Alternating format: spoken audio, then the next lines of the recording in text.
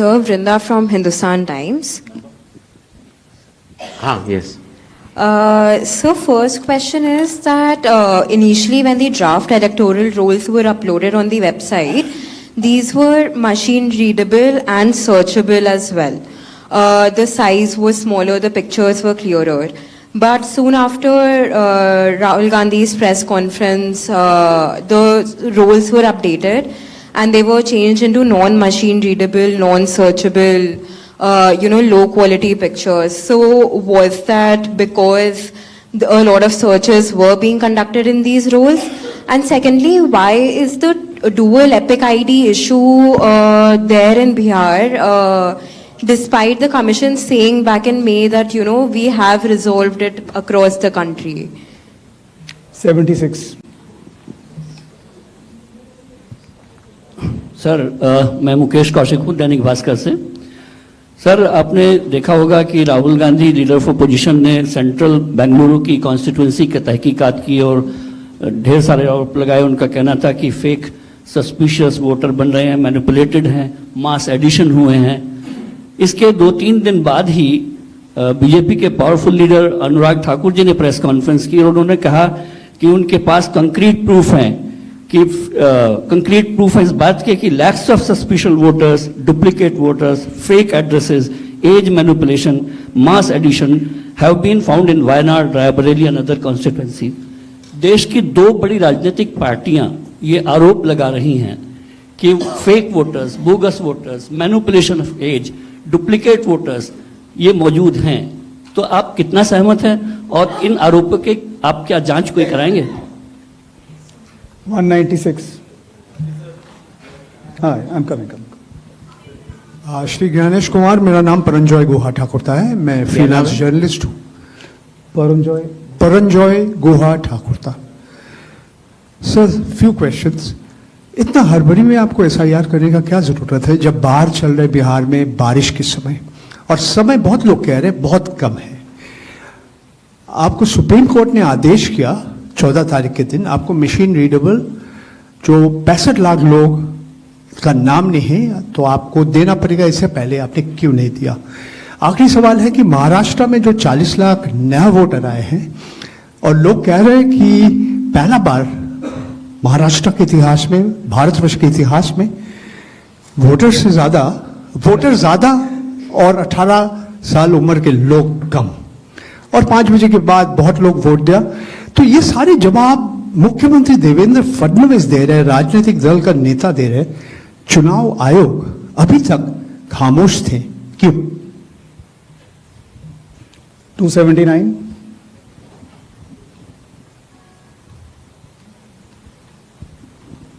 Sir, मैं पीयूष पांडे हूं TV 9 Bharatvarsh से।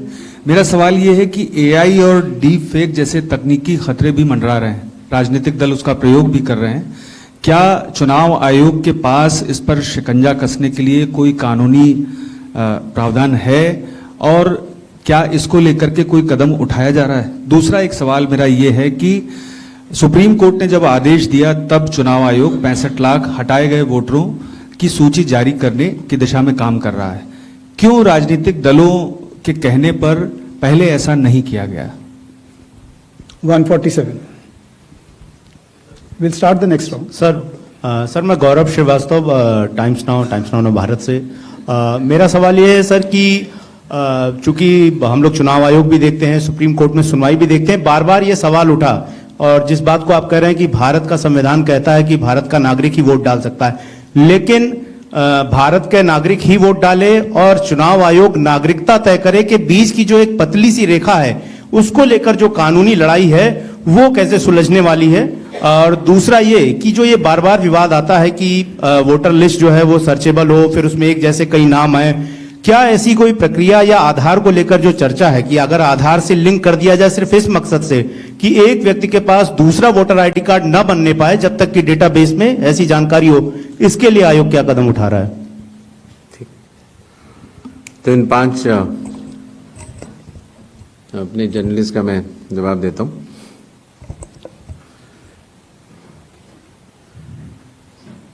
मशीन रीडेबल मतदाता सूची और सर्चेबल मतदाता सूची, दोनों में हमें अंतर समझना होगा। जो चुनाव आयोग की वेबसाइट में मतदाता सूची होती है, उसमें आप एपिक नंबर डाल के सर्च कर सकते हैं, डाउनलोड भी कर सकते हैं। इसको मशीन रीडेबल नहीं कहा जाता।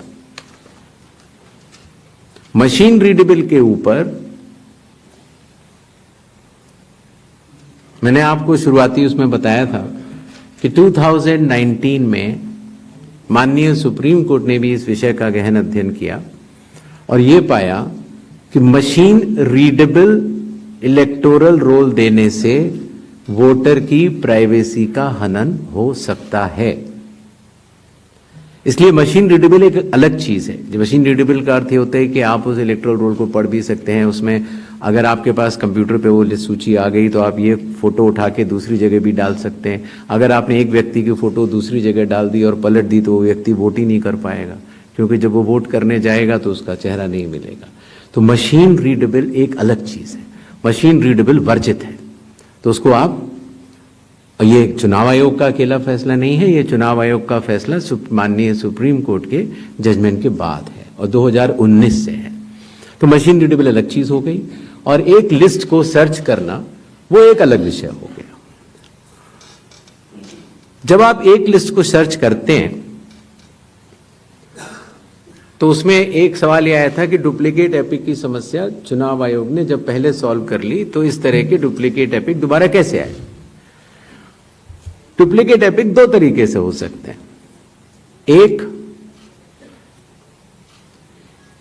कि एक व्यक्ति जो वेस्ट बंगाल में है, जो व्यक्ति अलग है, उसका एक एपिक नंबर है, और एक व्यक्ति जो हरियाणा में है उसका एपिक नंबर भी वही है। अर्थात एपिक नंबर 1 व्यक्ति 2।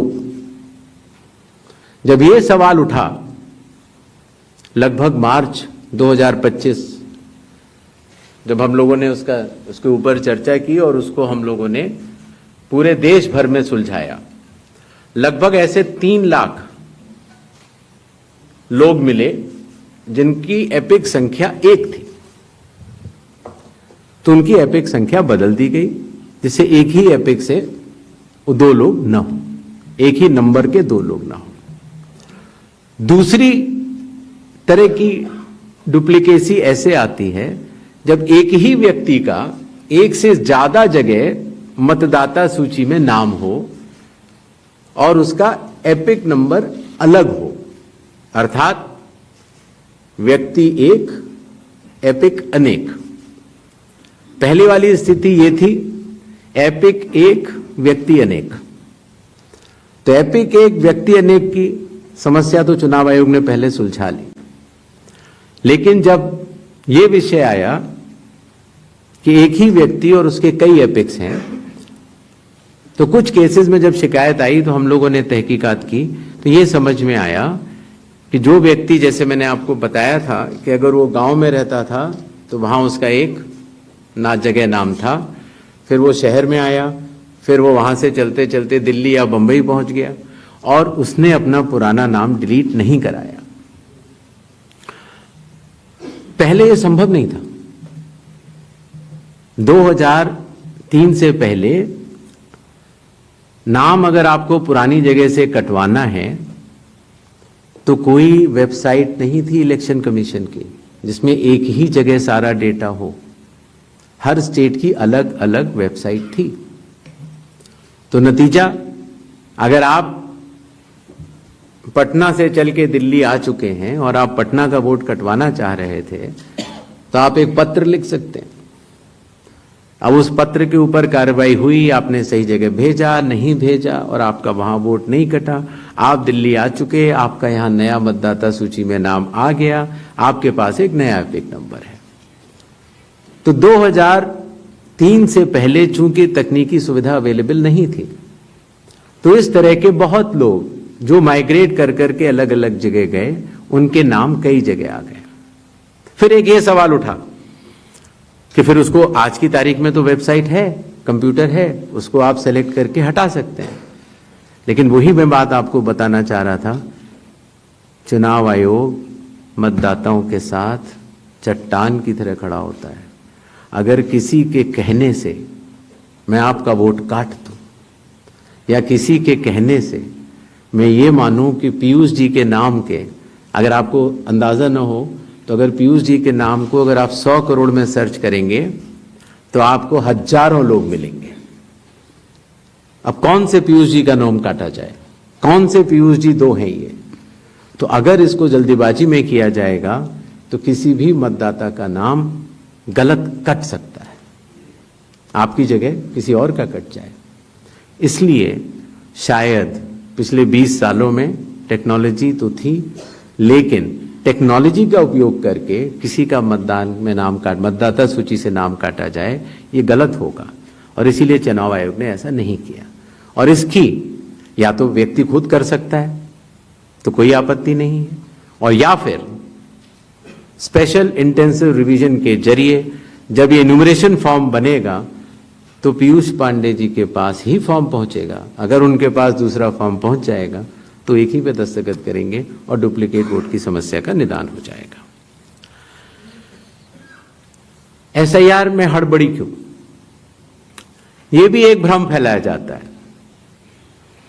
आप लोग मुझे बताएं कि चुनाव से पहले मतदाता सूची शुद्ध करनी चाहिए या चुनाव के बाद? चुनाव से पहले।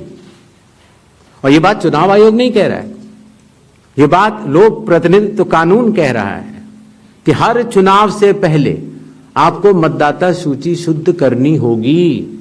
यह चुनाव आयोग का कानूनी दायित्व है। फिर यह बात आई कि 7 करोड़ से ज्यादा बिहार के मतदाताओं तक क्या चुनाव आयोग पहुंच पाएगा? हकीकत आपके सामने है।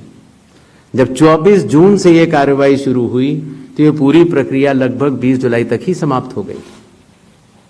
फिर यह बात आई कि साहब जुलाई में क्यों? उस समय मौसम अच्छा नहीं होता।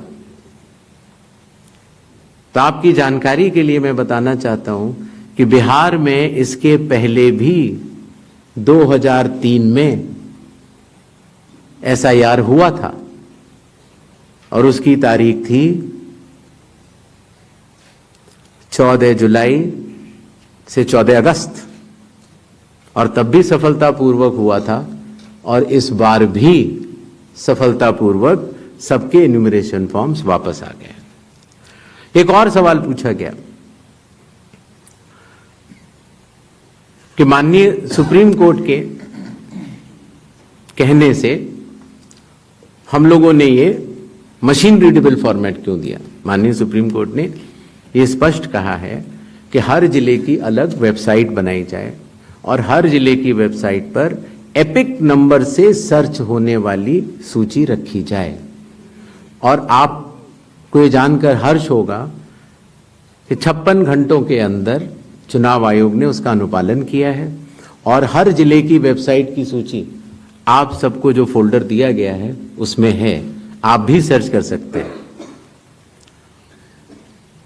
जहां तक आपके पास जो फोल्डर दिया गया उसमें एक वो भी मिनट्स मौजूद है 20 जुलाई के, जहां पर अगर आप खोलेंगे तो उसमें आप पाएंगे कि हर बूथ पर booth level officer, booth level agent, sarpanch सबने मिलकर ये दस्तखत करके सूची बनाई कि ये लोग मृत पाए गए हैं, उनका एपिक नंबर भी है, उनका नाम भी है, और ये लोग स्थायी रूप से स्थानांतरित पाए गए हैं, उनका नाम भी है, और इन लोगों का इन्यूमरेशन फॉर्म या इन लोगों का नाम एक जगह से ज्यादा है, वो भी है।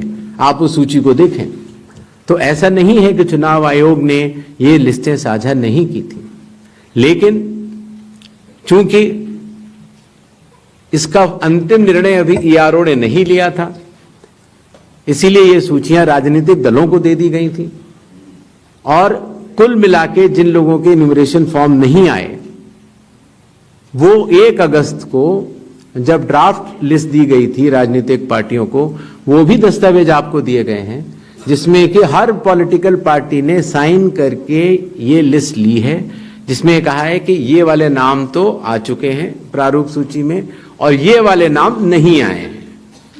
हर जिला प्रेसिडेंट ने उस लिस्ट को सत्यापित किया है 1 अगस्त को और अपने टेस्टिमोनियल्स भी दिए हैं। तो ये सूचना और भी लोगों तक पहुंचे, आप तक भी पहुंचे। चुनाव आयोग तो पारदर्शिता का स्वागत करता है और ये बहुत ही अच्छी बात है। शायद इससे अगर कुछ लोग जो छूट गए हों, अगर वो नाम दे पाए, तो चुनाव आयोग का तो नारा है हर पात्र मतदाता को सूची में लाना है और हर अपात्र मतदाता को सूची से हटाना है। तो उस उद्देश्य में ये हमारी मदद कर रहा है। एआई और डीप फेक हमारे लिए वास्तव में चुनौती है। अभी कल किसी एक ट्विटर हैंडल पर एक एआई जनरेटेड वीडियो थी जो कि सत्य से परे, लेकिन इस तरह की चुनौतियों का सामना करने के लिए चुनाव आयोग तो भरसक प्रयास करेगा, लेकिन कानून के दायरे में ही रहकर कर सकता है।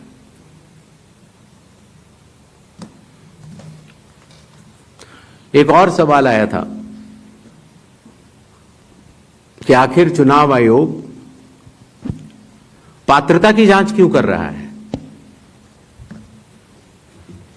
संविधान के अनुच्छेद 326 में हर मतदाता की पात्रता स्पष्ट रूप से लिखी गई है और वो पात्रता ये कहती है कि मतदाता सूची में नाम आने के लिए सिर्फ भारत के नागरिक और 18 वर्ष की आयु पूरे कर चुके व्यक्ति ही पात्र हैं। रेजिडेंसी लॉज भी हैं जो कि अलग कानून में बनते हैं, जो कि ऑर्डिनरी रेजिडेंट हैं, या कोई व्यक्ति जो संविधान या किसी कानून के अनुरूप उसको वर्जित किया गया है चुनाव लड़ने के लिए, उनका नाम नहीं आ सकता। तो आर्टिकल 326 जो कि चैप्टर इलेक्शंस के अंदर आता है, जो कि हम यहां पर आपके समक्ष बैठे चुनाव आयोग की एक संवैधानिक जिम्मेदारी है, हम उसको निभाने के लिए पात्रता की जांच कर रहे हैं। नेक्स्ट 187.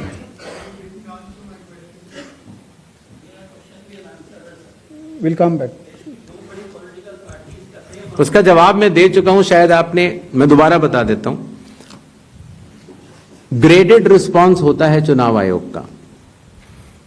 अगर आप किसी भी विधानसभा के निर्वाचक हैं और समय रहते हुए अगर आप त्रुटियां बताते हैं तो आपको फॉर्म 7 भरना होता है। अगर आप किसी भी विधानसभा के निर्वाचक हैं और समय परिधि के बाद अगर गलतियां बतलाते हैं तो उसको सिर्फ एक राजनीतिक स्टेटमेंट माना जाता है। अगर समय के बाद आप त्रुटियां बतलाते हैं और मतदाताओं और चुनाव आयोग पर चोरी का आरोप लगाते हैं तो इन तीनों की ग्रेडिंग में फर्क है। और इसीलिए मैं सभी से यह निवेदन करूंगा कि अगर आप निर्वाचक नहीं हैं और अगर आपको शिकायत करनी है चुनाव आयोग के समक्ष, तो आपके पास, मेरे पास, किसी भी सांसद के पास, किसी भी एमएलए के पास और आपके पास भी सिर्फ एक ही विकल्प है, और वो विकल्प है registration of इलेक्टर rules, rule 20 sub clause 3 sub clause B, जिसमें कि आपको इलेक्टोरल रजिस्ट्रेशन ऑफिसर के सामने जिस भी कारण से आप बता रहे हैं कि ये गलत है, आप वो एविडेंस प्रोड्यूस करेंगे और आप शपथ लेंगे और आप इस बात को बताएंगे। आगे 187. Gyanesh sir, We'll come back, we'll come Ankit back, Gupta please. ABP Let news us से। सर, 2-3 सवाल हैं जो एक दूसरे से जुड़े हुए हैं। पहला सवाल ये है, जिसका भी आप भी जिक्र कर रहे थे कि साल भर में जो है ये स्पेशल समरी रिवीजन जो है कई बार होता है, समरी रिवीजन। तो इस साल की शुरुआत में जब जो है समरी रिवीजन हो चुका था, तो उसके बाद पिछले 6-7 महीनों में करीबन 22 लाख लोग मृत पाए गए, करीब 32 लाख शिफ्ट हो गए। तो ये आंकड़ा पिछले 6-7 महीने में 22 लाख लोग मर कैसे सकते हैं, ये सवाल उठाया जा रहा है। अगर समरी रिवीजन हुआ था और अब तक, तो ये आंकड़ा जो है क्यों इतना ज्यादा भिन्न, पहले ये सब क्यों नहीं हुआ? इसी के साथ में उसी से जुड़ा हुआ सवाल ये है, विपक्षी पार्टियां ये कह रही हैं, इसका मतलब तो ये है 2024 का 1 साल पहले जो चुनाव हुआ था, वो इसका मतलब जो तमाम आप 65 लाख का आंकड़ा अभी दे चुके हैं, हो सकता है ये आने वाले दिनों में और बढ़े, उन फर्जी मतदाताओं के साथ में हुआ था क्या चुनाव? ये तो सिर्फ बिहार की बात हो रही है। तो क्या इन फर्जी मतदाताओं के साथ में 2024 का चुनाव हुआ था? तीसरा सवाल इसी से जुड़ा हुआ, क्या ये एनआरसी हो रहा है एसआईआर की आड़ में? ये सवाल लगातार कहा जा रहा है, और वो क्यों कहा यह जा रहा है कि एक धर्म के लोगों को वोट काटे जा रहे हैं, एक पार्टी को फायदा पहुंचाने के लिए कार्रवाई की जा रही है। तो लगातार इस तरीके के सवाल। 185. मेरा नाम मुकेश कुमार सिंह है, मैं एक फ्रीलांस जर्नलिस्ट हूं। मैं आपसे जानना चाह रहा हूं कि इस बात का ग्रेडिंग कैसे की जाएगी कि जो अभी आपने उदाहरण देके बताया कि ईपीआईसी में एक आदमी नाम डुप्लीकेट करेगा, जब तक आपके पास कोई यूनिक फीचर नहीं होगा, जैसे आधार के मामले में बायोमेट्रिक्स एक यूनिक फीचर का काम करता है हर इंडिविजुअल के लिए ना, उसी तरीके से अगर आप ईपीआईसी से इसको नहीं जोड़ेंगे तो ये संभव ही नहीं है कि आप कभी जिंदगी में डुप्लीकेसी को चेक कर पाए, चाहे कितने एफर्ट्स कर लें। यहां आपको टेक्नोलॉजी की ही मदद लेनी पड़ेगी, मैनुअली ये ह्यूमनली पॉसिबल नहीं है। और इसी से जुड़ा हुआ सवाल ये भी है कि जब इस तरह की चीजें हमारे सामने आती हैं, यानी डुप्लीकेसी को चेक करने की, वही डुप्लीकेसी हमारे सामने जब वोटर लिस्ट में सामने आती है तो एक नया बखेड़ा खड़ा होता है। आप चुनाव आयोग के सामने सबसे इंपॉर्टेंट चीज यह है कि अगर किसी चीज की शिकायत की जा रही है तो क्या चुनाव आयोग सबसे पहले शिकायत की जांच करने पे जोर देगा या शिकायतकर्ता कौन है उसकी जो है वो कलई खोलने पे जोर देगा? ये एक ऐसी सवाल, एक कॉन्स्टिट्यूशनल इंस्टीट्यूशन पे इस तरह का दाग भी लगना अपने आप में शर्मनाक है। यानी अगर उससे आप हमें बचाइए, इस देश को तो बचाइए, इस डेमोक्रेसी को बचाइए, हम आपसे ये उम्मीद करते हैं। 247. नहीं, just one. I'll come back to you. No problem. Damini Nath from the Indian Express. Sir, 7.24 crore electors forms were received as of 1st August. So how many of these submitted documents along with that? And now that 15 days are over, how many more documents have been made for these electors? And the other question I have is regarding, recommended by BLO and not recommended. What is the basis on which BLO will recommend or not recommend if the documents have not been submitted? 39. Good afternoon sir, Manohar Kesari, news x और India news से sir.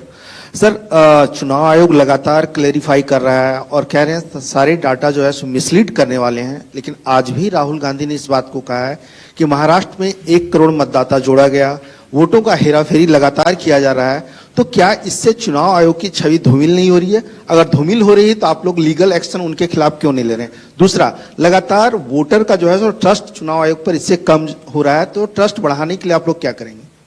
218. Hello, इधर sir, मैं sir इधर right side, प्रशांत देव, news 24 से। 2 सवाल हैं sir मेरे। पहला सवाल यह है कि जो 65 लाख नाम कटने की बात आ रही है, ये तो ठीक है, आंकड़े बढ़ भी सकते हैं, घट भी सकते हैं। कितने नाम जुड़े फॉर्म 6 के, मतलब नए मतदाताओं को, जब से एसआईआर शुरू हुई कितने नाम जुड़े? दूसरा, आपने कई बार ये बात कही कि निराधार आरोप लगाए जा रहे हैं, वोट चोरी की जा रही है जिसमें कोई सत्यता नहीं है। अगर ये बात सच है, दूसरी तरफ आप ये कहते हैं कि वैध मतदाता कोई छूटे नहीं, और अगर कोई लीडर, कोई भी लीडर अगर इस तरह का झूठ बोल रहा है, क्या आपके पास कोई अधिकार नहीं है उनके खिलाफ कानूनी कार्रवाई करने का? आप उनको बनाते हैं, रजिस्ट्रेशन देते हैं। ये 2 सवाल है सर। पहला ये था कि 6 महीनों में इतने मृत लोग कैसे पाए गए। शायद इसका जवाब मैं पहले दे चुका था कि पिछले 20 सालों से जब ये नॉर्मल रिवीजन होता है तो घर घर जाकर इन्यूमरेशन फॉर्म नहीं दिया जाता है, और शायद इसलिए कई बार जब घरों में किसी की मृत्यु हो जाती है तो वो इंफॉर्मेशन बीएलओ के पास कैसे आएगी? तो बीएलओ के पास अगर उस परिवारजनों ने न बताई तो बीएलओ के पास संभव नहीं होगा। इसीलिए 22 लाख मतदाता कोई 6 महीने में मरे हुए नहीं हैं। ये वो मृत मतदाता हैं जो लगभग पिछले 20 सालों में रिकॉर्ड करने से छूट गए और इन्यूमरेशन फॉर्म की वजह से ये सत्य सामने आ रहा है। एक बात जो मैं आपके माध्यम से भारत की जनता तक पहुंचाना चाहता हूं वो ये है कि मतदाता सूची एक विषय है और मतदान करना दूसरा विषय है। मतदाता सूची में किसी का नाम गलत आ सकता है। अगर बूथ लेवल ऑफिसर से गलती हुई हो या राजनीतिक दलों ने उस पर ध्यान न दिया हो तो किसी भी व्यक्ति का नाम मतदाता सूची में गलत आ सकता है। शायद ही किसी भी मतदान केंद्र में उस लेवल का परफेक्शन एसआईआर से पहले न रहा हो जहां की इस तरह की त्रुटियां न रही हो। इसके दो कारण हैं। एक तो हमारे बूथ लेवल ऑफिसर्स की जो ट्रेनिंग अब हम लोगों ने दिल्ली में शुरू की है और उसके साथ साथ उनके दायित्व को उनको समझाना। तो आपको अंदाज होगा कि कितने बूथ लेवल ऑफिसर्स हैं इस देश में? 10.5 लाख। तो 10.5 लाख बूथ ऑफिसर्स इस गुणवत्ता के साथ काम करें, प्रयत्न पूरा होता है, लेकिन कुछ गलतियां रह जाती हैं। अब वो गलतियां सुधारी कैसे जाएं? तो उन गलतियों को सुधारने के लिए ही चुनाव आयोग ने जिन जिन राजनीतिक दलों को मान्यता दी है उन दलों को ही यह अधिकार दिया है कि आपके जिला अध्यक्ष बूथ लेवल एजेंट्स को नामित कर सकते हैं और वो उनको सूची भी दी जाएगी और वो उसको शुद्ध भी कर सकते हैं। बूथ लेवल एजेंट्स भी उसी बूथ में रहने वाला व्यक्ति होता है। तो ये हमारी एक साझा जिम्मेदारी है, मतदाता की, बूथ लेवल ऑफिसर अर्थात चुनाव आयोग के पास जो डेपुटेशन पर अधिकारी है उसकी, और राजनीतिक दलों की। तो मतदाता सूची को शुद्ध करना, जिस पर हम आगे अब एसआईआर के साथ बढ़ रहे हैं, तो साझी जिम्मेदारी है।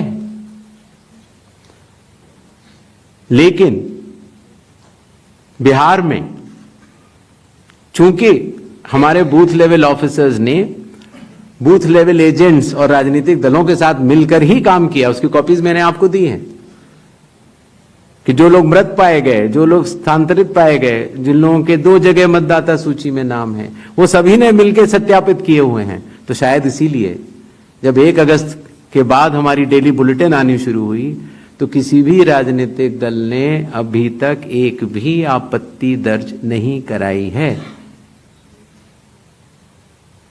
तो क्या इसके 2 ही अर्थ हो सकते हैं, या तो प्रारूप सूची एकदम शुद्ध है, जो कि चुनाव आयोग नहीं मानता। चुनाव आयोग कह रहा है कि 1 सितंबर तक हम समय देते हैं, इसमें त्रुटियां हो सकती हैं, आइए सब लोग आइए इसको शुद्ध करते हैं। 15 दिन अभी बाकी हैं। 1 सितंबर के बाद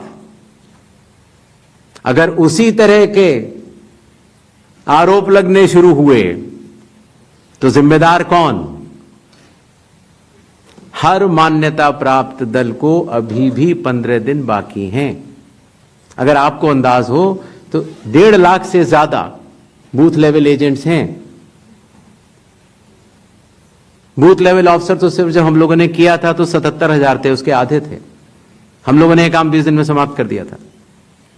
तो मतदाता सूची का गहन परीक्षण एक एक नाम के आगे मैं निवेदन करना चाहता हूं, आपके जरिए आह्वान करना चाहता हूं कि सभी 12 राजनीतिक दल, चाहे वो राष्ट्रीय पार्टी के हों चाहे वो स्टेट पार्टीज के हों, अभी भी समय रहते 1 सितंबर से पहले इसमें गलतियां बताएं।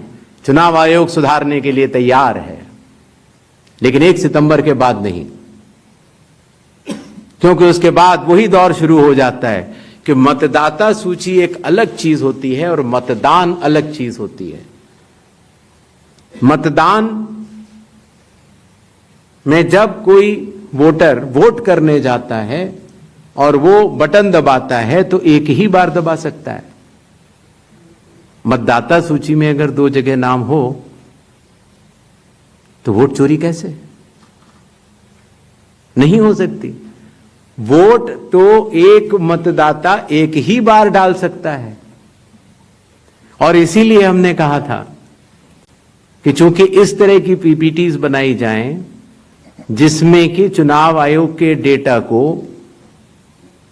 गलत तरीके से एनालाइज किया जाए और उसके जरिए यह कहा जाए कि चूंकि मतदाता सूची में ये नाम है इसीलिए मतदान गलत हुआ।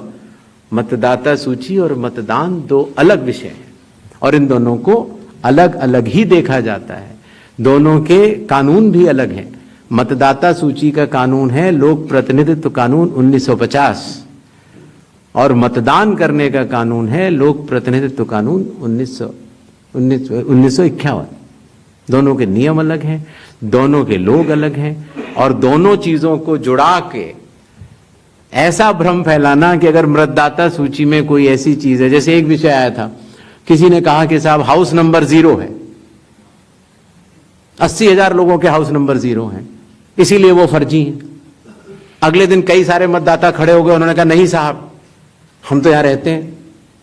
तो आपके थ्रू मैं जनता को बताना चाहता हूं कि हर पंचायत और हर म्यूनिसिपैलिटी में जरूरी नहीं है कि आपका घर होते हुए भी उसको घर का नंबर दिया गया।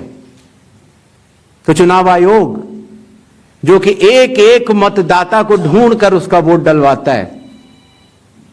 आपको पता है अरुणाचल प्रदेश का एक गांव है मालेगांव, जहां सिर्फ एक मतदाता बहन के लिए पूरा चुनाव आयोग 2 दिन तक ट्रैकिंग करके जाता है और उनका वोट लेके आता है।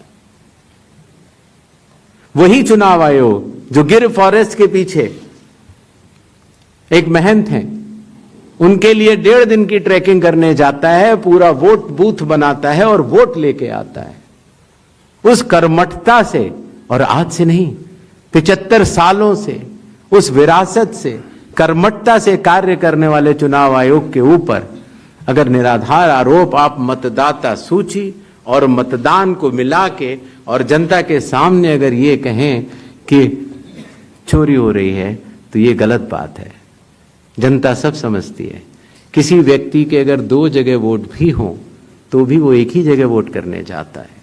2 जगह वोट करना कानूनी अपराध है। और अगर कोई भी व्यक्ति ऐसा कहता है तो सबूत तो चाहिए। सबूत मांगा था, मिला नहीं। इसी तरीके से जिन लोगों के पास घर नहीं होता, आप लोग भाग्यवान हैं,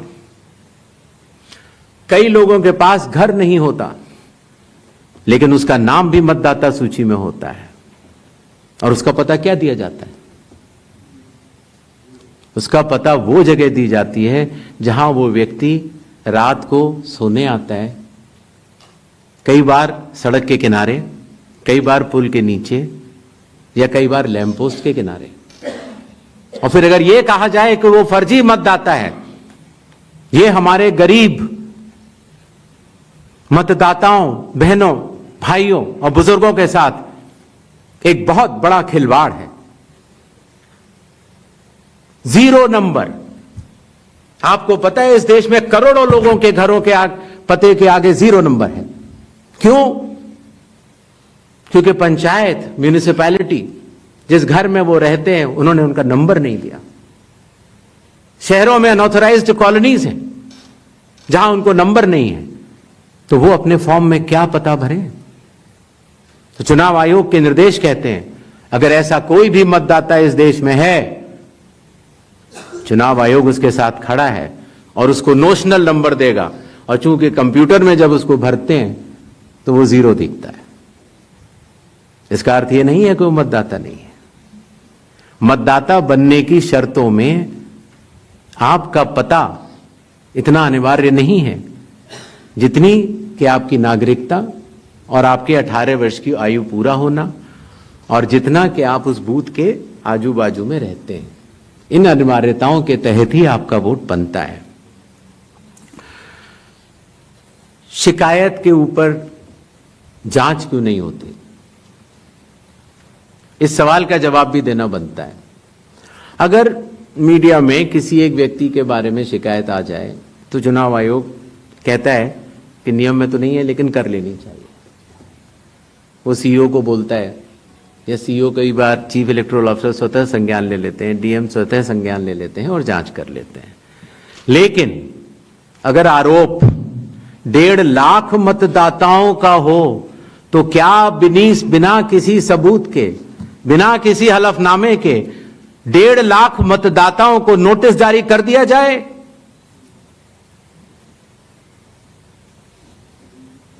क्या यह न्याय संगत होगा? कानून में न प्रावधान है, न कोई शपथ पत्र है, न कोई एविडेंस है, न कोई सबूत है, तो क्या 1.5 लाख नोटिस जारी करके उन मतदाताओं को एसडीएम के दफ्तर में बुलाया जाए और यह कहा जाए कि आप फर्जी हैं? क्या मतदाता चुनाव आयोग से यह नहीं पूछेगा कि आपके पास क्या सबूत है? आज भी आपके मीडिया में चल रहा है, जितने नाम लिए गए सब एक एक करके सामने आ रहे हैं। और अगर चुनाव आयोग ने उनको नोटिस दिया होता तो हमारी साख गिरती कि बढ़ती? किसी ने सवाल पूछा था तो मैंने सोचा बतलाता चलो। बिना किसी सबूत के किसी भी वैलिड मतदाता का नाम नहीं कटेगा। चुनाव आयोग हर मतदाता के साथ चट्टान की तरह खड़ा हुआ है। अगर कोई सोचता है कि एक पीपीटी देकर, जो कि चुनाव आयोग के आंकड़े नहीं हैं, चुनाव आयोग ने मतदाता सूची जरूर दी है, लेकिन पीपीटी में गलत तरीके से एनालाइज करना, गलत आंकड़े देना और यह कहना कि पोलिंग ऑफिसर ने कहा है कि इस महिला ने 2 बार वोट दिया है, इतने संगीन विषयों पर बिना हलफनामे के चुनाव आयोग को काम नहीं करना चाहिए। यह संविधान और कानून दोनों से विरुद्ध में होगा। और यह भी मैं आपको बतलाना चाहता हूं कि यह सवाल जो आया था ट्रस्ट, मैंने आपको पहले भी कहा था कि जहां तक मतदाताओं की बात है, हिंदुस्तान में 60% से ज्यादा वोटिंग होती है। जो दुनिया के बड़े बड़े जनतंत्र जिसके लिए सोच सकते हैं, दुनिया का सबसे बड़ा जनतंत्र है भारत। दुनिया का सबसे बड़ी मतदाता सूची हमारे पास है, लगभग 90 करोड़ से 100 करोड़ के बीच में। सबसे बड़ी मतदाता सूची, सबसे बड़े चुनाव कर्मियों की फौज, सबसे ज्यादा मतदान करने वाले लोगों की संख्या, और इन सब के समक्ष, सारे मीडिया के समक्ष यह कहना कि अगर मतदाता सूची में आपका नाम एक बार और है तो आपने 2 बार मतदान किया होगा और कानूनी अपराध किया होगा, और मेरे सारे मतदाताओं को अपराधी बनाना और चुनाव आयोग शांत रहे, संभव नहीं। हलफनामा देना होगा या देश से माफी मांगनी होगी, तीसरा विकल्प नहीं है। आपके माध्यम से मैं यह भी कहना चाहता हूं, अगर 7 दिन में हलफनामा नहीं मिला तो इसका अर्थ ये सारे आरोप निराधार हैं और हमारे मतदाताओं को यह कहना कि वो फर्जी हैं, इसके ऊपर जो भी इस बात को बोल रहा है उसको माफी मांगनी चाहिए। महाराष्ट्र में वोटर लिस्ट बढ़ी, समय रहते जब ड्राफ्ट सूची थी तो दावे और आपत्ति क्यों नहीं जमा कराए गए? जब रिजल्ट निकल आया तब याद आया कि यह गलत था, और एक भी मतदाता का नाम सबूत सहित आज तक चीफ इलेक्टोरल ऑफिसर महाराष्ट्र को नहीं मिला। चुनाव हुए 8 महीने हो गए। महाराष्ट्र में क्यों नहीं उच्चतम न्यायालय में चुनावी याचिका दायर की गई?